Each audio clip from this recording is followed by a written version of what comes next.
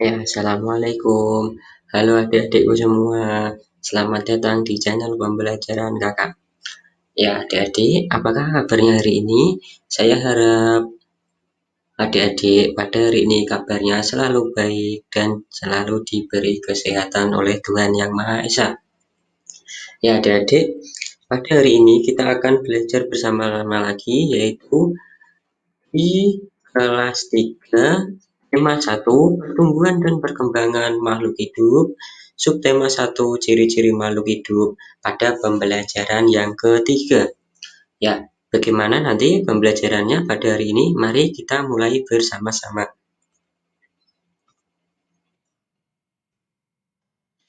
Ya, adik-adik, perhatikan gambar berikut ini.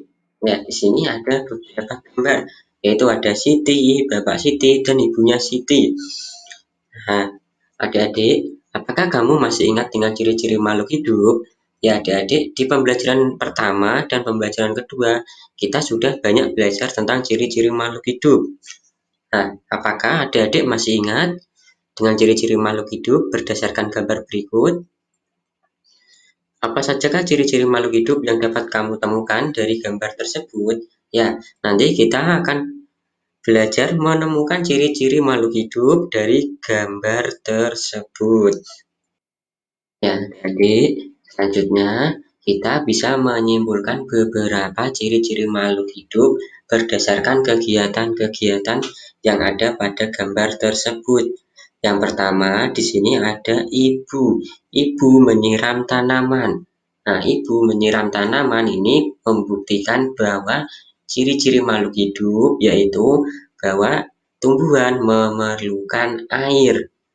Kemudian di sini ada ayam diberi sarang untuk bertelur. Ini menandakan bahwa ciri-ciri makhluk hidup menandakan bahwa ayam atau hewan dia berkembang biak atau bertelur.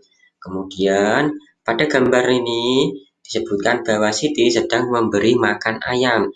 Nah, ini menandakan bahwa ciri-ciri makhluk hidup diantaranya adalah memerlukan makanan. Nah, pada gambar ini ayam itu memerlukan makanan. Kemudian dari gambar ini diceritakan bahwa ayam turun dari kandang untuk mencari makan. Ini membuktikan bahwa ciri-ciri makhluk hidup salah satunya adalah bergerak. Di sini ayam bergerak turun ke kandang untuk mencari makanan. Kemudian ayah memberi minum ayam. Nah, kegiatan ayah memberi minum ayam ini menandakan bahwa ayam itu juga butuh minuman. Berarti ciri-ciri makhluk hidup adalah butuh minuman. Kemudian ada pada gambar ini ayah membuat kandang yaitu diberi ventilasi udara agar udaranya bisa masuk. Ini menandakan bahwa ciri-ciri makhluk hidup adalah bernafas. Ya, ayam membutuhkan udara untuk bernafas. Maka dari itu kandang diberi ventilasi udara agar udaranya dapat masuk.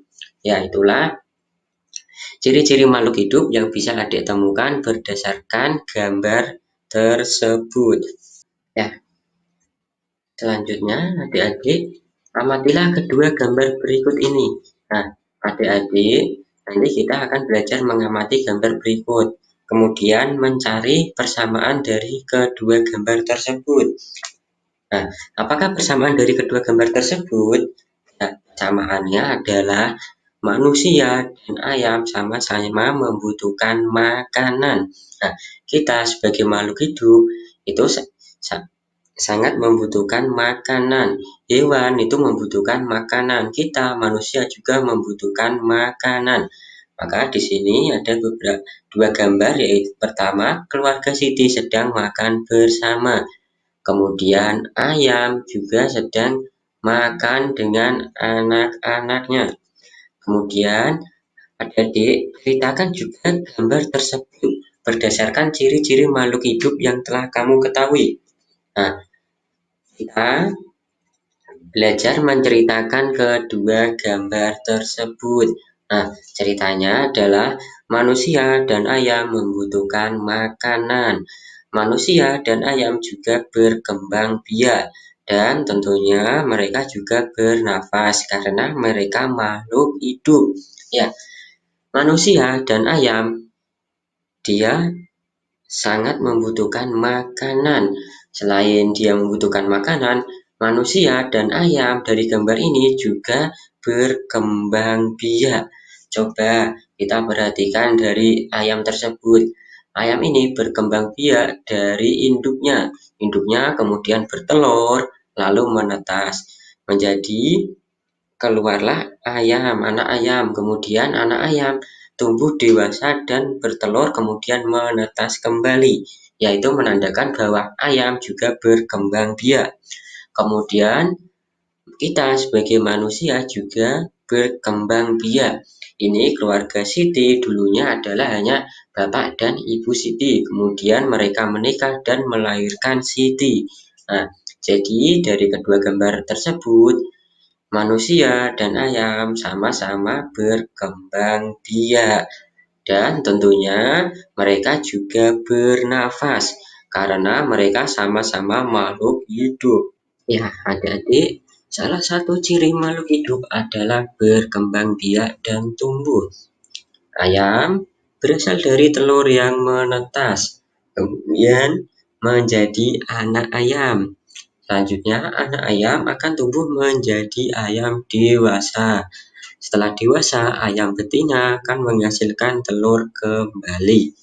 Ya, salah satu ciri makhluk hidup adalah berkembang biak. Ayam berkembang biak dengan cara bertelur. Telur kemudian menetas menjadi anak ayam. Anak ayam akan tumbuh menjadi ayam dewasa. Setelah ayam dewasa, ayam betina akan menghasilkan telur kembali. Dari peristiwa ini, kita bisa menyimpulkan bahwa salah satu ciri makhluk hidup adalah berkembang biak dan tumbuh. Adik-adik, jika kita melihat anak ayam itu sangatlah lucu untuk dilihat dan dimainkan. Tetapi adik-adik harus hati-hati karena induk ayam akan marah jika kita mengganggu anaknya. Ya, adik-adik, kita dapat melihat anak ayam yang lucu sambil menyanyikan lagu tentang anak ayam. Ya, adik-adik, di sini ada lagu anak ayam. Ya, mari kita menyanyikan bersama-sama. Tapi untuk memudahkan kita untuk mengetahui panjang dan pendeknya nada, maka kita membuat alat bantu, yaitu dengan tanda titik persegi dan persegi panjang. Ketika tandanya persegi, maka nadanya dibaca pendek. Kemudian jika tandanya persegi panjang, maka kita baca dengan nada panjang. Ya, mari kita nyanyi bersama-sama. Teko teko teko tek, anak ayam turun berkotek. Teko teko teko tek, anak ayam turun berkotek. Ya, ini tadi nadanya. Jika nadanya dengan persegi, maka dibaca pendek. Contohnya, teko teko teko tek. Ya, waktu ini dia dibaca panjang karena nadanya persegi panjang. Adik-adik bisa melanjutkan nyanyi sendiri-sendiri sambil belajar. Ya, selanjutnya, ya, adik-adik, Tuhan menciptakan makhluk hidup untuk saling memberikan manfaat. Nah, ternyata Tuhan menciptakan makhluk hidup ini untuk saling memberikan manfaat. Contohnya, tadi kita banyak belajar tentang ayam. Ternyata ayam sangat bermanfaat bagi kehidupan manusia. Daging dan telur ayam dapat memenuhi kebutuhan manusia. Pengembangbiakan adalah cara untuk menghasilkan daging dan telur ayam dalam jumlah banyak. Nah, ternyata ayam itu sangat bermanfaat untuk kehidupan manusia. Daging dan telur ayam itu dapat memenuhi kebutuhan manusia. Maka untuk memenuhi kebutuhan manusia, ayam dikembangbiakan dengan cara diternak. Untuk itu, dibuatlah sebuah peternakan. Peternakan dapat menghasilkan ternak ayam dalam jumlah yang sangat besar dan dalam waktu yang singkat. Ya, adik-adik, untuk memenuhi kebutuhan manusia tentang daging dan telur ayam, maka dibuatlah sebuah peternakan. Nah, peternakan ini untuk menghasilkan ayam yang dengan jumlah yang besar dalam waktu yang singkat. Ya, di sini ada beberapa peternak, yaitu ada 5 peternak. Ada peternak A, peternak B, peternak C, peternak D, dan peternak E. Nah, peternak A dia dapat menghasilkan 3.000 butir telur. Kemudian peternak B dia dapat menghasilkan 1.500 butir telur. Kemudian peternak C dia dapat menghasilkan 3.500 butir telur. Kemudian peternak D dia dapat menghasilkan 2.000 butir telur. Kemudian peternak E dia dapat menghasilkan 2.500 butir telur. Ya, adik-adik, dapatkah kamu mencari mana peternak yang menghasilkan telur paling banyak dan mana peternak yang dapat menghasilkan telur yang paling sedikit? Nah, dari kelima peternak ini, yang menghasilkan telur paling sedikit adalah peternak B, karena dia hanya menghasilkan 1.500 butir telur. Kemudian peternak yang dapat menghasilkan paling banyak telur, dia adalah peternak C, karena dia dapat menghasilkan 3.500 butir telur. Selanjutnya, adik-adik, kita akan mengurutkan peternakan berdasarkan banyak telur yang dihasilkan per bulan. Mulailah dengan peternak dengan hasil telur per bulan paling sedikit. Nah, dari 5 peternak ini, adik-adik diharapkan bisa mengurutkan banyaknya telur yang dihasilkan peternak per bulan. Diurutkan dari yang hasilnya paling sedikit. Ya, maka yang pertama adalah peternak B, karena dia hanya menghasilkan 1.500 butir telur. Kemudian yang kedua adalah peternak B, dia menghasilkan 2.000 butir telur. Kemudian peternak peternak E, dia menghasilkan 2.500 butir telur. Selanjutnya adalah peternak A. Peternak A menghasilkan 3.000 butir telur. Kemudian yang paling besar adalah peternak C. Dia menghasilkan 3.500 butir telur per bulannya. Maka kesimpulannya dari hasil peternakan ini, adik-adik bisa menyimpulkan atau mengurutkan dari hasil yang paling sedikit. Yang pertama adalah peternak B, kemudian peternak D, peternak E, peternak A, dan peternak C.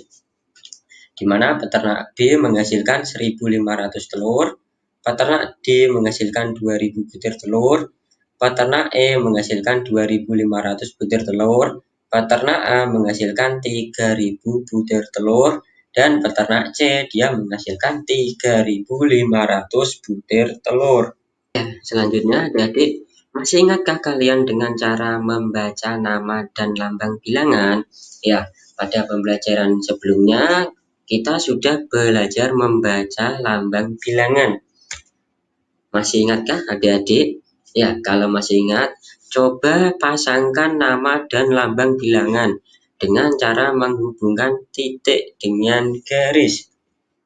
Nah, di sini ada 3 lambang bilangan. Coba kita pasangkan lambang bilangan dengan cara membaca atau cara membaca bilangan yang tepat. Ya, ayo adik-adik. Pada lambang bilangan yang pertama, cara membacanya berapa? Ya, Pada lambang bilangan pertama, cara membacanya adalah 1250. Kemudian lambang bilangan yang kedua, cara membacanya adalah, ya, pada lambang bilangan kedua, cara membacanya adalah 1000. Kemudian yang ketiga, lambang bilangannya dibaca 2500.